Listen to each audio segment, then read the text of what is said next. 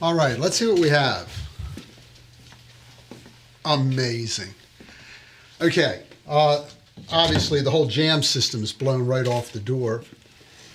If you come around and look over here, you'll see that the jam material where the deadbolt and the actual clasp went into have all been blown out. That's what's down here on the floor. That's all the spare material. So essentially, there is nothing holding this door closed at all. If it wasn't for the on guard, this door would just swing right on open. In fact, the on guard held it so well that the door itself actually broke apart and flexed and is bent right around the on guard itself. Let me see if I can do something here. Let's try this. Let's close it. Let's open it.